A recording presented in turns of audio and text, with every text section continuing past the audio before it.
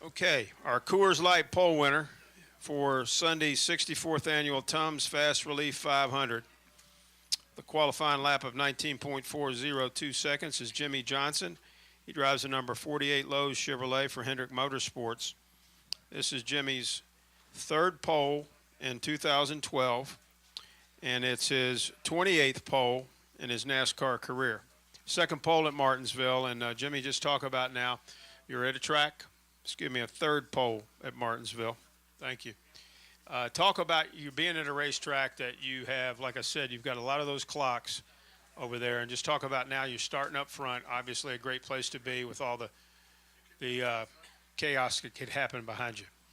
Yeah, it is. I mean, the thing that I'm really happy about is my qualifying average here the last, I don't know, 2 or 3 attempts that we've had, if not maybe 4 or 5 attempts, has been pretty low, or pretty high, I guess. I've been low in the field and haven't been able to really get the speed out of the car on one lap for qualifying. So today we noticed when we switched into qualifying trim that we were in the upper percentile of the fast guys, which was nice, and then fine-tuned from there and adjusted the car and had a lot of speed in Q trim, which was nice to have because track position is important, and then that pit road pick is so important.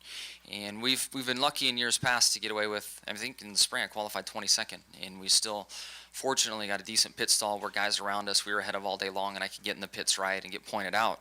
But you take a lot more risk starting back there on the track and on pit roads. So very pleased about the effort. Very fast race car, and we'll hopefully be competitive come Sunday, which I feel really good about too. Okay, we'll take questions now for Jimmie Johnson.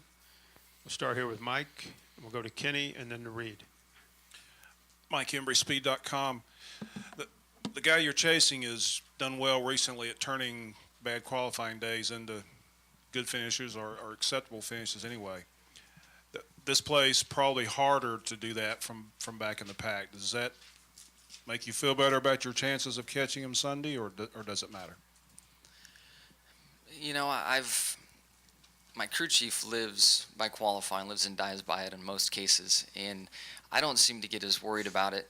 Certainly want to start up front. It makes things so much easier, but I started 22nd here in the spring and ended up racing for the win and had a great shot for it. So I don't want to count them out. I think it'd be foolish for me to sit here and think that they're going to be in harm's way back there or not be able to race their way through. Brad's doing a great job in learning and becoming faster every track he goes to. And then with strategy here, if there is an opportunity, Paul's not going to let that opportunity slide by. So I'm not counting them out. They're going to have a tough time on pit road with that pick. Initial track position is going to be a problem, but I as a competitor have to expect the most out of these guys I'm racing for the championship with, and we see it regardless of sport. When it gets to playoff time, things happen. And I don't want to put my guard down. Certainly very happy about today's performance and where we've ended up, and we're ahead of our competitors. But it is playoff time, and everybody brings their best stuff. Let's go to Kenny, then we'll go to Reed, and then David. Kenny Bruce, Jimmie, obviously you want to qualify as well as you can, and you guys work on that every week. But being that you hadn't been qualifying as well as you thought the team was capable, have you guys focused on that any more than you normally would during the course of a season? Well, I think some schedules help us out. The mile-and-a-half qualifying's been really good. Short track stuff's been fair. Martinsville's been poor, so and there's nowhere to test and to prepare for this track. I mean, you can go to Little Rock, but it's so rough, and the shape is different enough that you can't go there and be happy with your car and bring it here and run it. The setups are pretty different. So we just hit it today from a car standpoint, from my standpoint, and driving the racetrack. We got it right today. That's what's so tough about this track. In some ways, it's an easy place to stay on top of because it doesn't change. But at the same time, a few thousandths of a second can drop you 5-8 spots in the qualifying results. So getting the perfect lap in when it counts is really tough to do.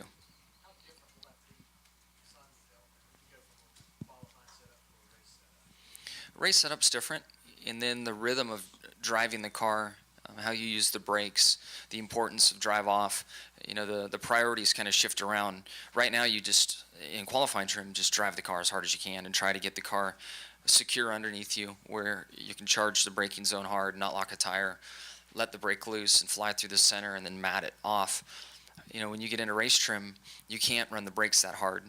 So you need to be efficient through the center of the corner, and then at the same time, if you're turning the car too much with the back and with the throttle, you'll beat your tires up off the corner. So it's a really tough compromise, and I've always rested well on Saturday nights, even with poor qualifying efforts, knowing that the race rhythm and pace is so different, and it suits me far better than qualifying here. Go ahead, Reed, and then we'll go to David and then Jeff. Reed Spencer with NASCAR Wire Service. Jimmie, you haven't started worse than 12th here, I think, since your first race in 2002.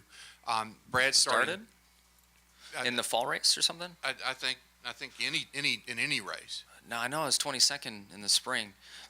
Where I luck out from a starting position, starting or finish? Oh no, you're right. 22nd in the spring. Okay. What But- saved me though a lot of times was rain in qualifying. To be honest with you. Yeah. So I'm like, hey, I'm starting up front. Right on. But with Brad starting 32nd, in that sort of situation, what would you do? How can you possibly turn that into something decent and get to the front, given the fact that guys that start that deep rarely finish well? The tough position there is once we get single file and get about 10 laps into the show, the leaders are to the 43rd place car. So you've got to go, and everybody around you has that same mentality too. So it can be pretty cutthroat back there. The priority is just to get going. I mean, you've got to get up into the 20s and get a buffer of cars between you and the leader so that things can kind of spread out and get into a rhythm. David Newton, ESPN.com. Jimmie, you said that your crew chief lives and dies by qualifying, but sitting there on pit road with you in the car, the look on your face, you look like you were living and dying by that lap. Was that, there any more intensity you felt out there today than you have in most qualifying runs? Once it was over, I mean, I know how important pit road pick is, and I wanted that first stall. After qualifying as poorly as I did here in the spring, my mind, I've focused on these 2 laps pretty heavily and wanted to make sure I did my job. And then on a lighter note, which was probably the majority of the reason why I stayed in the car, and I'm going to start this by saying I'm not superstitious. How many times have we watched a driver being interviewed after they set the fastest time and they get knocked off? I'm like, I'm just not letting anything in the cosmic world affect me. I'm staying in the car, and I'm not doing any interviews. I'm going to wait till it's over because it always happens. You get out, you talk on a mic, oh, sorry, you've just been knocked down a second. And I wasn't going to have that today. No, I'm not. Absolutely not. He's no cosmic. chance. Jeff. I am today, I guess. I was today briefly. Go ahead, Jeff. Jeff Gluck from SBH.com. This kind of goes along, I think, with your answer to Reed's question as far as like how a driver starting that far back needs to move up quickly before the leaders get him. But since you're going to be the leader, I mean, is there going to be any particular emphasis on your part to try and get him lapped as soon as possible before he can, Keselowski I'm talking about, before he can play any strategy or do whatever that they do? I mean, are you going to be, is that something you'll be focused on, or are you just running your race the whole time? Yeah, I mean, bring up a good point. I haven't had time to think about it from that angle. And of course, if you can get any chaser a lap down and then put them in the situation where they're not the lucky dog, would be fantastic. So that'll definitely be a priority. But I'm not going to do anything stupid lap 5 to that will affect the outcome of the race to try to make that happen. But if we can, I mean, definitely be smiling in the race car if that is the situation. But they looked pretty good in race trim today, so I wouldn't expect them to be waiting for us by any means. Other questions for Jimmie? Anybody? Mike and Al. Sorry, Al. One real quick one. If you were going to make a 2-tire stop here at Martinsville, what would you take, lefts or rights? Yeah. In ASA, they used to change both rears. I saw that happen a couple times. Mike Miller won doing that at Nashville one year. I would assume rights. It